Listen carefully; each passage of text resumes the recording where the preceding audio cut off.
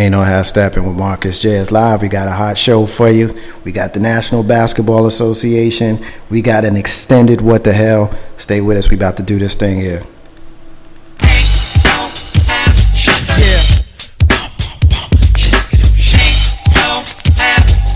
It's about that time. It's about that time to get.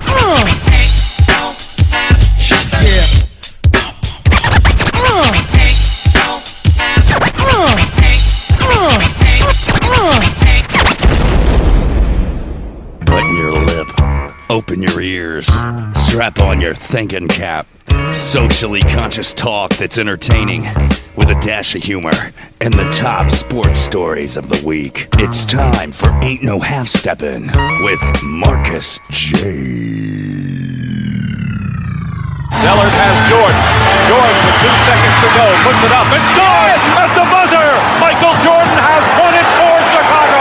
Manning lobs it. Burris alone. Touchdown, New York. Down goes Frazier. Down goes Frazier. Down goes Frazier. He hits one deep to right center. That ball is out of here. The Yankees win the pennant. If you're lying, then you must be half stepping. Ain't no half stepping with Marcus J. Back once again for a live show. Be down with us tonight. 804-402-2893.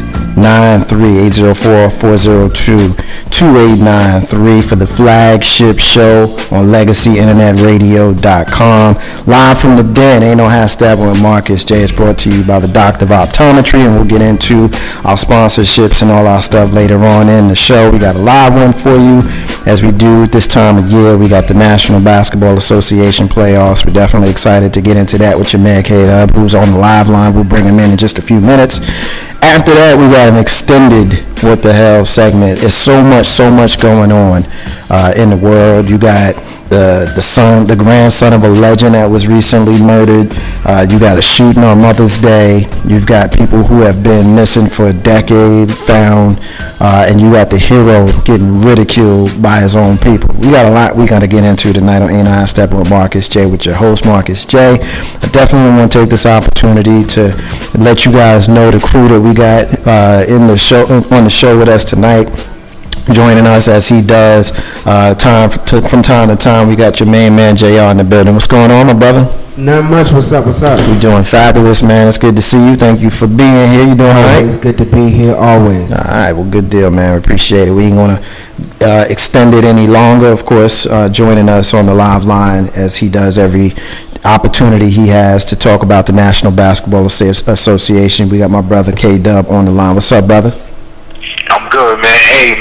Hey, check this out, man. Since me and JR in here, man, why you didn't let us do the intro, man? We would have killed it. You know what I'm saying? We give the show a little different flavor, man. You should have let us go ahead and roll with that, man. I had to keep that in mind for next time. My bad. My bad. And I should have done that. Maybe it was the control freak in me that kept me. Could have did it way better than Rule. I'm telling you. Give me my audition. You trying to take it? Hey, you trying to take his job, man? Hey, man. Hey, listen. You move, you lose, baby. He moved his seat and whatnot. So it is what it is. Well, we're glad to have you right now. It's just the three of us. It's my main man JR and K-Dub on the live line, and we are expecting one of the ladies to join us shortly in the second hour. Hopefully that works out. If not, then it'll just be the three of us. But for right now, I think K-Dub can handle it. You think you can handle it, my brother? Hey, man, if I'm on the line, trust me, I can handle it. That's what it is. All right, let's do this. Let's start with the West, National Basketball Association. And I'll let you pick your series. Which one you want to talk about first? You want OKC and Memphis? You want Golden State and San Antonio?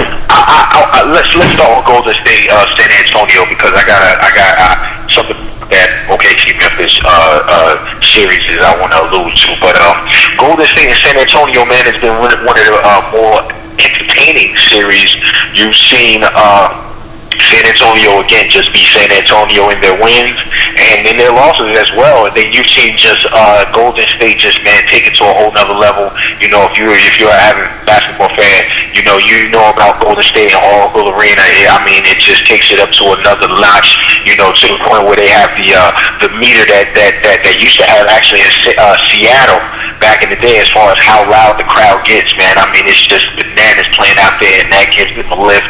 On the court, you got Stephen Curry playing on the bad ankle. You have the emergence of Klay Thompson, which is Golden State's backcourt, which Mark Jackson, their head coach, in his first playoff series has alluded to and said that they're the best shooting all-time backcourt in NBA history. A little early for that. Don't you think a little bit early for that? It's a little early, but you know what? If you really sat down and looked at it, now you got to understand what he's saying. He's not saying the best backcourt of all time. He's saying the best shooting backcourt. And, you know, it's an argument that, you know, is very debatable. I'll just say that. And the more and more that I think about it, you know, it's kind of hard to disagree with it, you know, but it's a debate nonetheless. But, you know, Golden State, again, playing, man, they're just a lot of energy. Again, I said it all season, buying into Mark Jackson and his system, man, and they're really propelled. They're being propelled by a lot of their young players, Jared Jack. You even have David Lee, who actually came back in the first series, and he gives them minutes here and there, but I think it's more of an emotional. But, you know, the game that I saw this weekend, he got in there, he got a couple of points for him. When I talk about San Antonio, it's basically the usual suspects: Tim Duncan, Tony Parker, Manu Ginobili. You saw a very spirited San Antonio win in overtime in San Antonio, where they came back from double digits to force the game to go over overtime, you know, multiple overtime. So, I mean, it's a real entertaining series. What have you heard or seen about it? Well, me personally, I just remember the conversation that we had previously, and I remember saying that I had Golden State winning the series.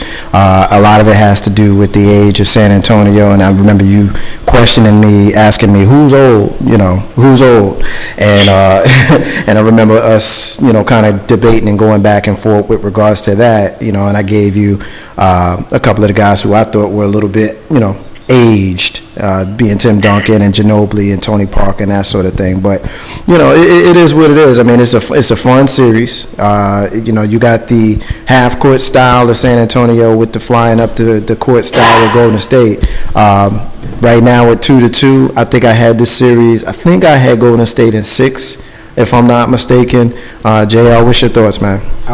You know, initially I had, you know, the Spurs sweeping through. You know, the Lakers weren't in it, and I just thought they were going to blaze through. OKC weren't going to do much, and then out comes Golden State. Steph Curry is definitely one of the, you know, most exciting players that I've seen this year, and I definitely say they got Spurs on the ropes. So this ain't gonna be no easy walk here. So I definitely see Golden State though. I think they're gonna squeak it out. Golden State. I still feel confident that they'll be doing it in 6 games though. What's your thoughts, man? Are we still, you know, picking Golden State even though it's 2-2 now? You know what? I'm gonna go ahead and stick with Golden State, man. We're gonna see what the young boys do, man. I reevaluated it last weekend, talking to a number of people, and I'm gonna stay with Golden State. That's what it is. Ain't no half stepping with Marcus J. Keeping it out west.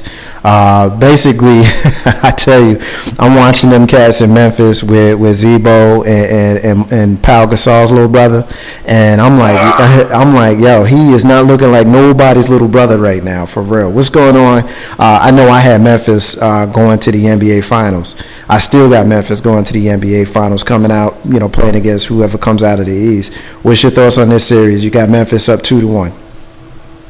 Hey man, you know what? I'm gonna tell you, it's one thing to watch Kevin Durant try to will Oklahoma City all by. I ain't gonna say all by himself. Well, yeah, all by himself without Russell Westbrook. But I'm gonna tell you, man, the one thing that I'm impressed with is Memphis with Mike Conley running the show. But you know what, man? and I think I spoke to you about this before. If you watch Zach Randolph and you watch Gasol out there play, that is big boy, grown man basketball. For all of those that has been watching those series, there was a possession in the I want to say game 2 where between themselves, Zach Randolph and Gasol had, I would say, maybe 4 to 5 offensive rebounds, not because of hustle, not even because of being in the right space at the right time. They were going there straight. Grown men, that's right, I'm going to say grown men and Serge Ibaka and Kendrick Perkins. I mean, straight grown men. I seen Gasol hit Perkins with a forearm, and I mean, he just stopped in his tracks. I mean, this is one of the few times where Kendrick Perkins isn't out there being a fake tough guy. Memphis is just going out there and they're handling their business. I see Memphis actually taking the series personally. I'm not sure what I picked. I might have picked Oklahoma City, but at this particular point, if I'm able to change it, which you know what, I'm changing it. I think Memphis is going to win the series. You making the executive decision to change your pick? Hey, listen, it went all the way to the top, and that was the decision that came down from the top. That's what it is. Ain't no half Steppin, Marcus. JR, what's your thoughts, man? Hey man, I initially had OKC taking it. My big loss for OKC to me was still Harden. But when you lose Russell Westbrook like that, it really diminishes the chances for OKC. I initially thought with Russell Westbrook and Kevin Durant going against a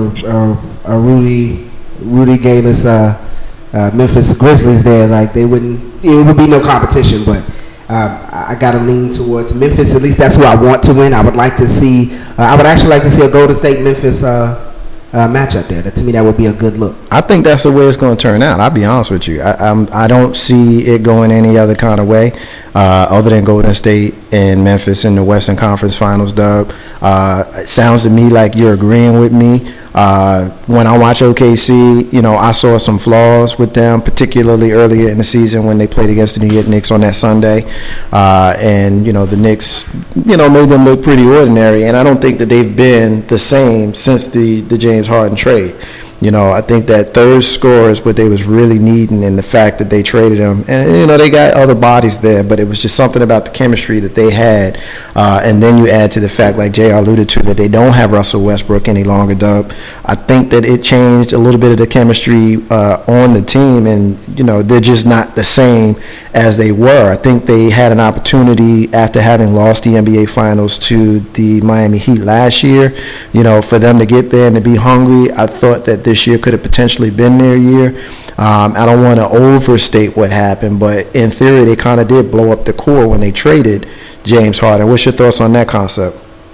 I believe that from the day they made that trade, you really didn't know how it was going to turn out. I would say that, man, a very small minority would have thought that trade turned out the way that it did, or better yet, James Harden have that type of a season that he had. But I think that, you look at this, if you take James Harden and keep him on this present team, then the injury of Russell Westbrook wouldn't probably be as much of a factor as it is right now, because now you have Kevin Durant having to initiate the offense. You have Reggie Jackson, who's is a formidable point guard, but you see times during the game where they're not allowing Kevin Durant to get the entry pass, as well as they're playing Reggie Jackson so tough he's not able to get his own shot, such as a Russell Westbrook. And with the playoffs, there's less possessions. So those particular possessions where you're not able to get it to your scorer, that does make a difference when in the outcome of a game. So I think that with Harden not being there is a detriment to their offense right now. Let's get a quick prediction. Do we see this particular Memphis OKC series going 5 games, 6 games, or 7 games? It's 2-1. Right? It's 2-1 right now. I see it going 6 games, man. I see it going 6 games tonight. Playing game 4, I see it going 6 games. With OKC putting up a fight, but I believe Memphis is just going to give them everything they want. Okay. All right. It is what it is. Ain't no hashtag on Marcus J. I'm going to do something a little bit out of the ordinary right now, Dub. I hope you would indulge me for just a moment. Right as we're in the middle between the West and the East, I'm going to take a quick turn. I'm going to ask you a question that came from the baseball world, but it's not necessarily a baseball question. It's a situation that arose in the dugout of the New York Yankees, and I want to know what your thoughts are with regards to this before we get to the Chicago Bulls' great series they playing with the Miami Heat and the Indiana Pacers in the great series that they're playing against the New York Knicks. Anybody who's been paying attention to baseball in the last few months, we all know that Yankees great Mariano Rivera is in the process of retiring. This will be his last season in Major League Baseball at 43 years old. Ironically, the Yankees were in Kansas City this past weekend, which was the same location where he tore his right ACL just a year ago. It was in the early part of May of last year, and they had a little fun with it. They put, a no-mo zone, poster out there, which is to allude to he ain't got no business going in that area. So I think they had the white chalk on the ground and all of that kind of stuff. So it was all in fun. But what ended up happening, here's what I want to bring to you, Dub, and I'll get JR's comment after yours. And the listeners on MixLR Grizz, we know you listening, and so you said. So feel free to hit up the MixLR page, and anybody else who's listening, call us up at 804-402-2893 on this one. But here's what happened. Mariano Rivera's given an interview to Kansas City reporters. They had just honored him. They had done a little something on their Titantron. I don't know if that's that's a wrestling phrase, Titantron, but on the big screen. They did something for him on the big screen. They were interviewing him. And Jabba Chamberlain, who's from Omaha, Nebraska, which from my understanding is, a decent drive in.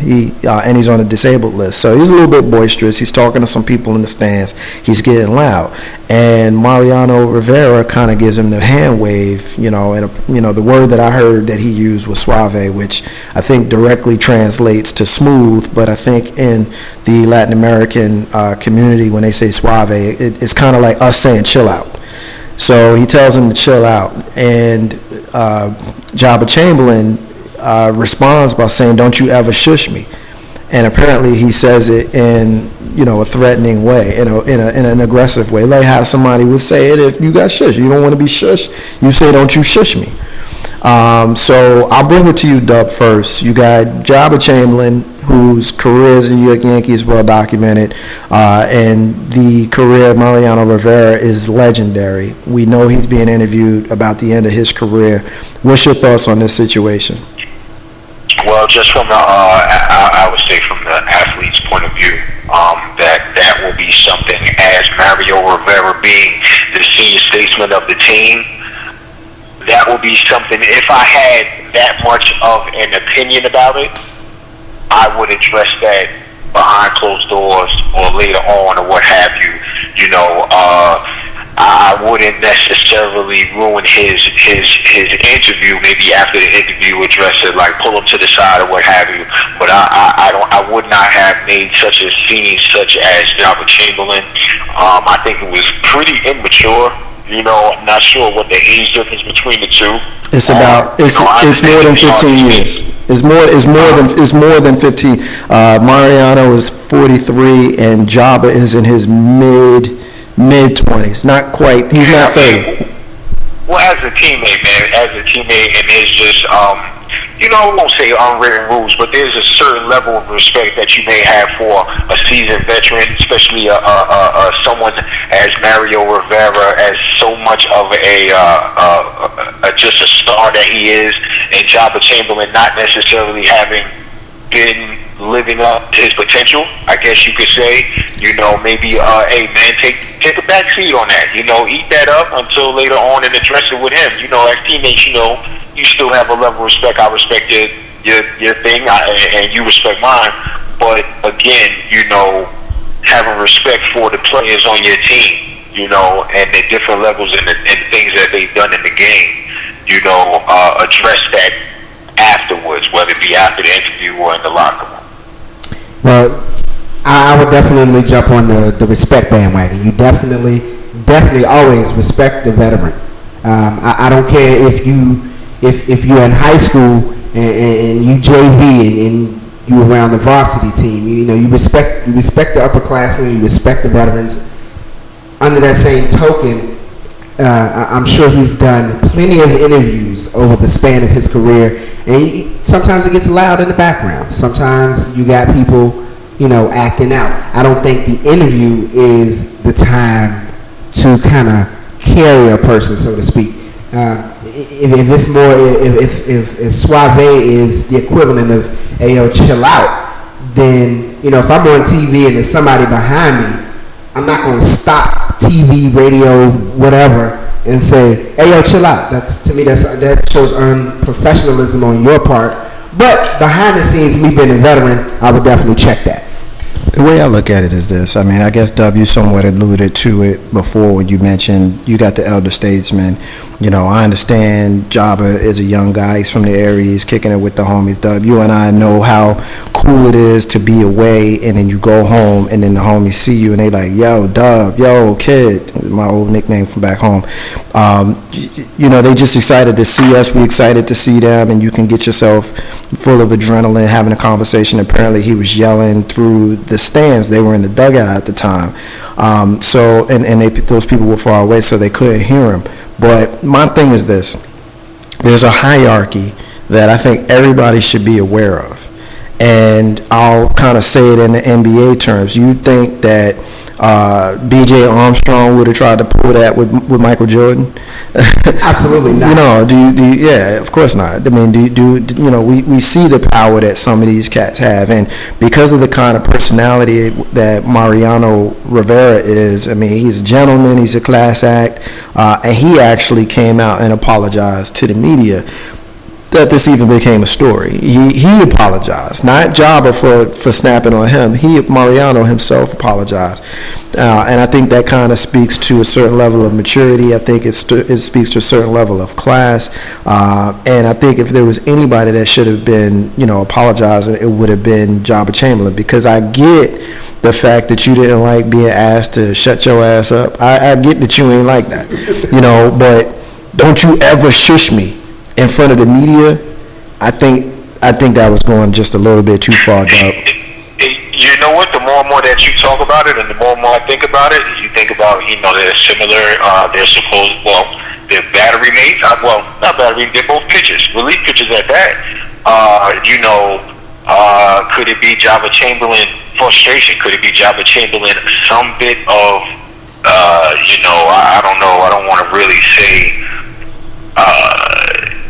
envy of Mariano Rivera, especially now he's back in his hometown, Jabba Chamberlain's hometown or whatever like that. I mean, these are just things that I'm thinking about, like, come on, man, you woke up on the wrong side of the bed? Yeah, no, I got you. I got you. I 100% agree with you. Even I think if you simplify it and you forget the players involved here, if you forget that we talking about Jabba Chamberlain and Mariano Rivera, and you plug in, 2 stars of equal level or non-stars of equal level, if you're giving an interview in the dugout and you see the press is there and you screaming over here in the corner, I think that it's fair for someone, on your level, probably not the media, wouldn't be best for them to be the ones to ask you to chill out, but, a teammate's like, yo, I'm trying to give an interview here. Can you shut the hell up for a minute, please? And knowing Mariano wasn't even like that. He probably said suave, that just sound cool, whether you Latin American or not. It's just if you just kind of wave your hands down, and JR can see me, I'm waving my hands up and down, kind of like, the way you would wave your hands if you was telling somebody to chill out, and you say, yo, suave, you see me, I'm trying to do my thing here, and obviously I wasn't there, but I'm guessing that's kind of how it was. For him to snap like that, like, for real, dude, even if we're on the same level, it's out of, you out of control for that. But I think it's outrageous for you to do that for the legendary player on the team, whether it be Mariano Rivera, Derek Jeter, Jorge when he was playing, Andrew, Eugene Pettit, whoever it is. You got to have a certain level of respect for the people who did it before you was there. I mean, them dudes was winning titles when you was in middle school. Like, real talk, we could take it there. We could really take it there if we wanted to, but I think we said enough on the subject. Ain't no half stepping with Marcus. J live from the den, y'all. LegacyInternetRadio.com, the flagship show. We here with my man JR Kate up on the live line.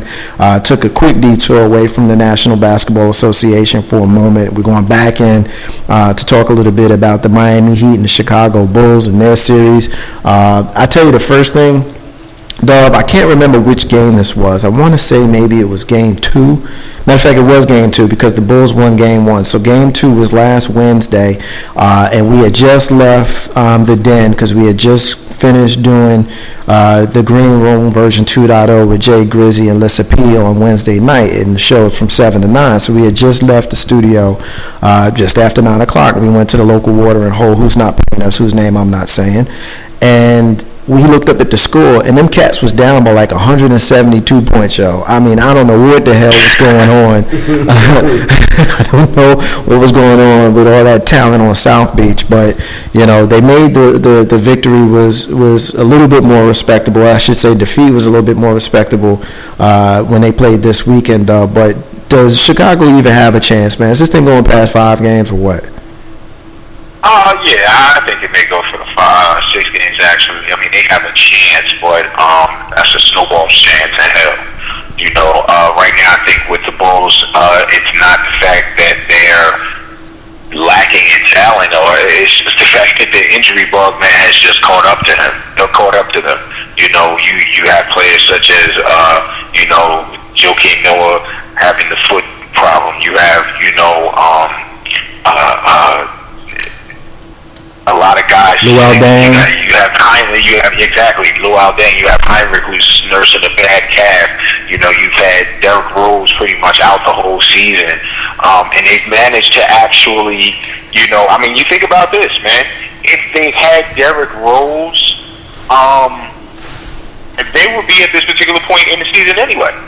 Right. If they had their full cast of players, they would be at this particular point.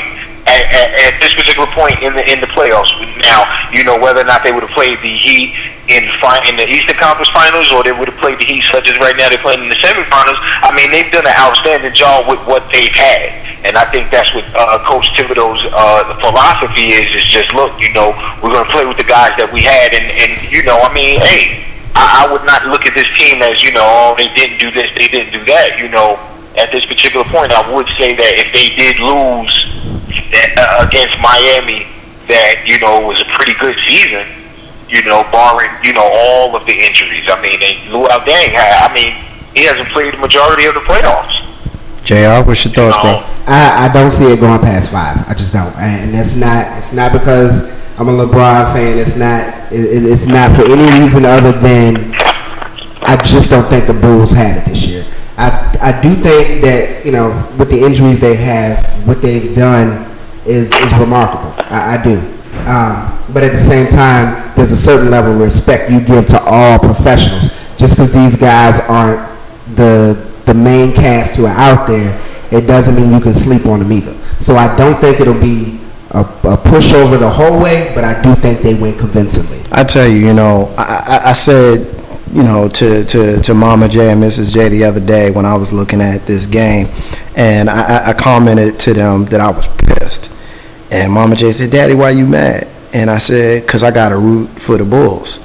And, Mrs. J, of course, she got it. She thought it was funny because, as a Knicks fan, it's well documented how I feel about that franchise. But when you watch them play, and I said this before, them dudes don't take a play off. And I think there was one time in this whole season they took a play off. That was last Wednesday when they got that ass back.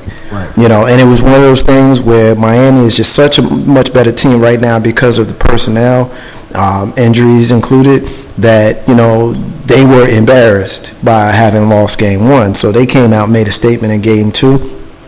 I can't say that I openly rooted for the Bulls. Let me kind of clarify what I meant. I just, I got a natural dislike for the Miami Heat. I've had it since the Patrick Ewing, Alonzo Mourning days. So, I hated the fact that the guy with the slick head left New York and went to Miami. So, it's fanship coming out there. So I'm never going to really root for Miami under any circumstances, even though I kind of rooted for the Bulls. But digressing a little bit here, but the point I want to make here is I really, really, really wish that we could have seen this series with both teams at full strength.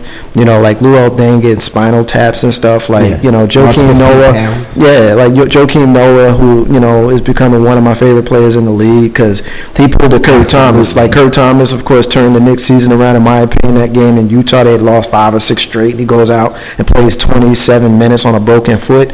Like Joakim Noah, like. I don't know if anybody who's listening to us has ever had plantar fasciitis, Dub, as an athlete. I know you know what plantar fasciitis. It ain't no joke. And for him to go out there and play on it, you watching him, and you, in some cases, if you don't not paying attention, you don't realize the dude is hurt. He's hurt. He ain't injured because he's playing, but he's hurting. He's thugging it out. He's thugging it out, as they say. And then, Luol Deng, they said that he was at practice today. Like he took like 2 shots and then was throwing up. Like seriously.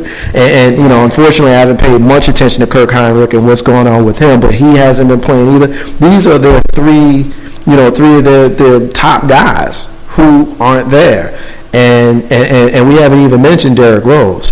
So I would really like to see what that series would have looked like if everybody was at full strength, because you can't say, we'll do it again next year. Like right now, there was a phrase in the late 80s for the New York Mets, and it was before they won the World Series dub at 86. And every year their phrase was, "This is next year.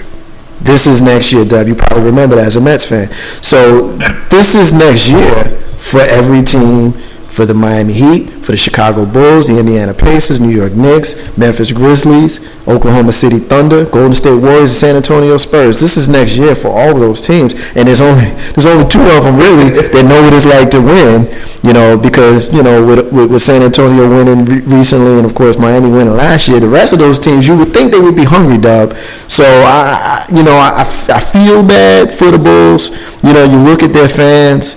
And they know that it's not going to work out for them this year, but they fight. They're fighting for their team, Dub. What's your thoughts on that, man? I don't really have any sympathy for the fans, if that's what you're asking. That damn show ain't going down. But yeah, I feel you, in regards to, you're right. They are a team that they don't take plays off. Last week, it just kind of caught up to them. You're seeing at this particular point they're turning into a football team, very physical with Miami, and like I said it a couple of weeks ago. This is Miami's first challenge, I guess you could say, the first smack in the mouth, the first punch that hit him in the mouth during their quest to try to go back to back. Right. And from the looks of it looks like as though they're responding. Even though I still do see having that keen eye on teams, I still do see that chink in their armor in different positions, different things or what have you. We'll see if it ever catches up to them. Oh my goodness, I'm watching Miami and Chicago play right now. And Miami's up by a nice amount, 30-17. But you're right. San Antonio and Miami are the only 2 teams that's in the playoffs currently that know how to go get that gold ball. We getting a hit on the Mix-L fan page. That's why we know your team is the Bulls. They about to get that ass beat, girl. So sorry. I'm not saying. I hope, and just judging by what Dub just said, I hope that it didn't come off like I feel sorry. For the Bulls. What I'm saying as a fan, I wish that I was able to see this series with everybody at full strength, because I think that all 4 teams could beat each other. But I think the fact that Chicago is at a deficit because of their personnel is just going to be difficult for them. K-Dub, I want to ask you this. Now, with the Bulls at full strength, no players hurt, including Derrick Rose, do they still lose this in 6 because of the number of shots that Derrick Rose requires? And does that affect guys like Nate Robinson and the other guys who have come on since these other cats have gone away? You know what? If the Bulls were to win tonight, it will be a 2-2 series, and I believe that they probably will be in that same position if they were full staff. Miami would definitely have been getting, a lot to handle with, everyone at full strength. You had Derrick Rose, you had Joakim Noah healthy, you had Lou Deng healthy, and then a lot of the players that you're relying on right now, such as Nate Robinson, such as the kid from Marquette that's basically playing like every game. Those individuals are now on your second squad. I'm talking about Butler from Chicago. That's your second squad, and Miami's second five isn't necessarily blowing your doors off when you look at them. So I think that Chicago probably would be in this position of, being maybe 2-1 playing in game 4, possibly winning it and going back to Miami 2-2. Right. And you never know. That could happen tonight. But did you see, you talked about the second five there. Did you see Chuck Norris Cole the other night with Mike Miller? The pass back and forth. And, to me, I don't know that I can necessarily say that Miami second five wouldn't have turned it up a notch, because they seem to have turned it up a notch just due to some of the playing time that they get currently. What you think about that? Well, here's the thing with them. They're during the time that they were in the game, it wasn't crunch time. Right. It wasn't money time. You know what I'm saying? And pretty much, I believe Miami had that game intact. Right. So the pressure is on. Also, you have the way that the flow is going when they're in the game. Depending on the dictation of the game or what have you, that'll depend on who they're playing against. Are you in the second five playing against the other team's second five, or are you in the second five and playing against the other team's starters in different periods of the game? Are you in the game at the end of the game when it's on the line, or are you just out there to give LeBron James or Dwayne Wade a blow for 2 to 3 minutes? Yeah. Right. So it all depends on the game. It depends on a lot of different things. Again, what I said before was the playoffs in comparison to the regular season is there's a lot less possessions. Right. So every possession is definitely calculated. You want to get the right shot. You want to get a shot. So that also dictates your rotation. I got you. Ain't no hashtag on Marcus J. Live from the Den, the flagship show of Legacy Internet Radio.com. Check us out right here every single Monday from 7 p.m. to 9 p.m. Dub, let's do this. Well, first of all, shout out again to SY. She says she's watching the game faithfully through a sad face. I just responded to her on the MixLR page to keep on watching. She only got 2 more games to watch anyway. Yeah, judging by how the score is right now, I'm looking at the game cast, and it's 30-17. But it may have since changed since the last update. But let's move on to the New York Knicks and Indiana Pacers, the last last series that we need to talk about in the playoffs currently.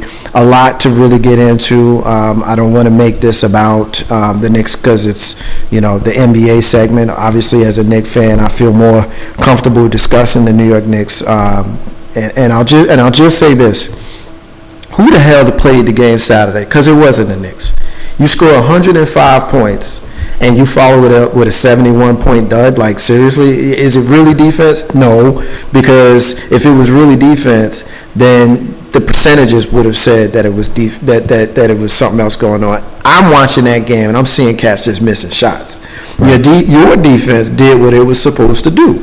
The other team scored 82 points. If you hold another team to 82 points, you're not supposed to lose by 11.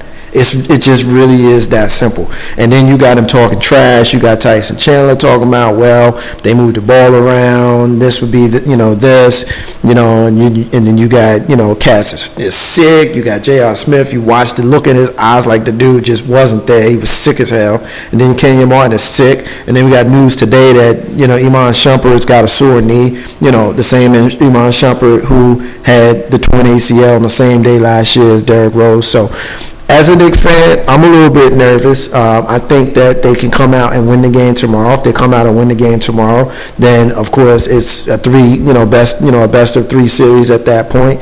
But there's no guarantee that they're gonna win. They ain't won in Indiana all year, and there was a game right after the All-Star break when you thought that they had some time to practice and relax, and they got that ass beat by like 39 points by these same Indiana Pacers. So I don't know what's going on with my team. I'm a little bit concerned. Dub, I'm gonna need you to talk me off the ledge, bruh. Talk you off the ledge as usual, huh? Hey, you know what? I am concerned, not worried. I'm not worried because if they go out and have a good performance tomorrow, it's crazy. 24 hours could change. You know what I'm saying? We're not in the same mind frame as we are right now as Knicks fans. You're absolutely right. You hit the nail on the head. It's about making shots. You look at a number of uncharacteristic things that did happen. You had the Knicks actually not winning the three-point battle.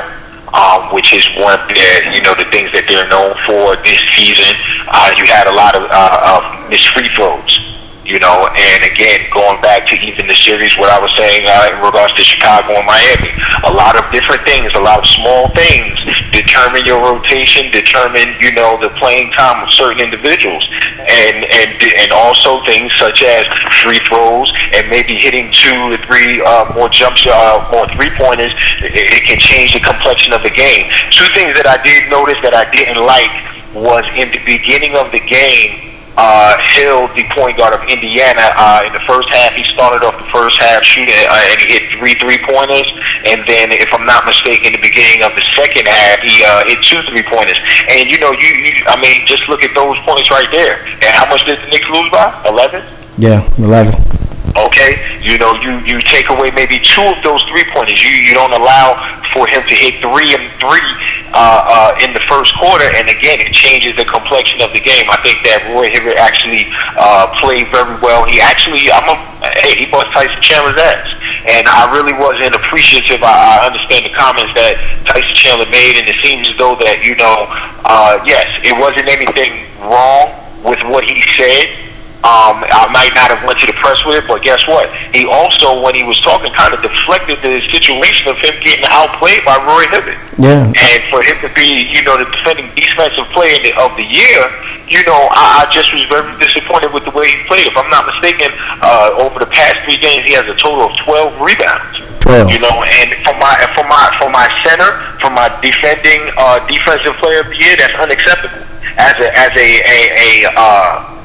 a former champion, that's unacceptable. And there's a number of other things that I could point at right now. In regards to Mon Shumpert, he's going to play tomorrow. I was hoping that J.R. Smith could have came out, him being sick, just being a little bit more focused. But unfortunately, just you said, if you just look at him, you can see that he was just not he just couldn't get it together. Even though he did hit some shots, I thought that his focus, him being sick and it being on the road, his focus would have been a lot more finite. But unfortunately, that didn't happen.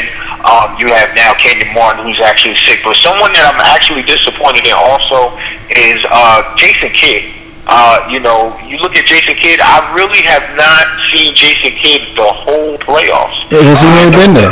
He had six rebounds, but I definitely expecting a lot more from Jason Kidd, especially for what he was brought here to do. He has not scored in 7 games. 7. And you know what? I also, the game the other night would have been, how different would the game have been if Raymond Felton would have, I think the other night was the first bad game Raymond Felton has had in the playoffs. Yeah. I could be. I know we have been calling Raymond Felton the MVP of the playoffs up until the last couple of games, and ever since he tweaked his ankle a little bit, he has not been the same. But I've watched him play. It doesn't look like he's favoring the ankle to me. It just looks like he's not playing well. So he just had a bad game, and you know what? Through looking at Raymond Felton and watching them play this whole year, I don't think that he's going to have 2 bad games in a row. Plus, you know what? Not to to pull a Kobe Bryant or whatever like that. But this particular game is the biggest game of the season, and everybody that's going to be able to play needs to put their big boy pants on and go grind the game out. You know, this is not going to be a 105 to 107 game. This is not going to be a 90-point game. This is going to be a grinded out, old school playoff 1990s Knicks Indiana game, and hopefully the Knicks come out on the win side of it. JR, you haven't gotten in on this one. What's your thoughts on the series? Just from going away from about a numbers perspective, and just taking a look at what I see by observing, I would say that the Knicks seem to go from one extreme to another. They seem to, at one moment, everything's on all cylinders, and this is looking like a team that could beat Miami in 4.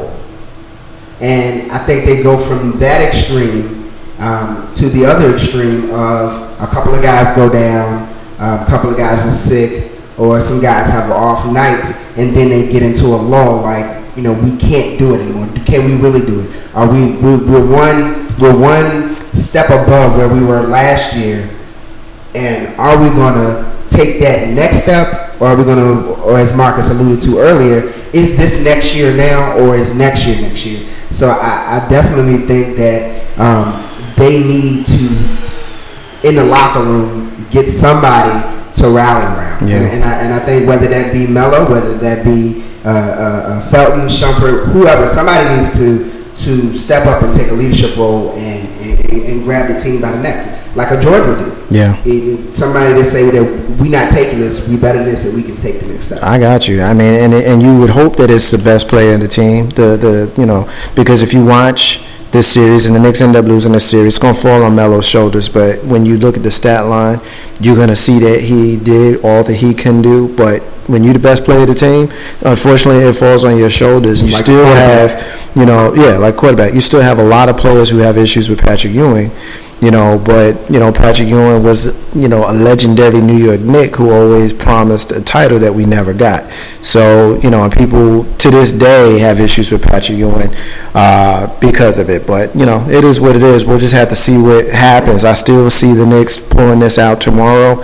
You pull it out tomorrow, you make it a series. You lose tomorrow, it's just going to be hard looking at how these games have been played so far. It's just going to be hard to picture them doing anything other than going home at some point the next couple of days if they don't win tomorrow. Ain't no hashtag with Marcus. So we're going to take our first break of the night. K-Dub's going to hang in there with us. We're going to get into some what the hells, y'all. We got a whole lot of stuff to get to. We're going to go away from the sports. We're going to talk about just a whole lot of stuff and a little socially conscious stuff. Socially conscious entertainment hour of Ain't No Hashtag with Marcus J is coming up. Stay with us. Marcus J, Ain't No Hashtag with JRK-Dub. Be back in a minute.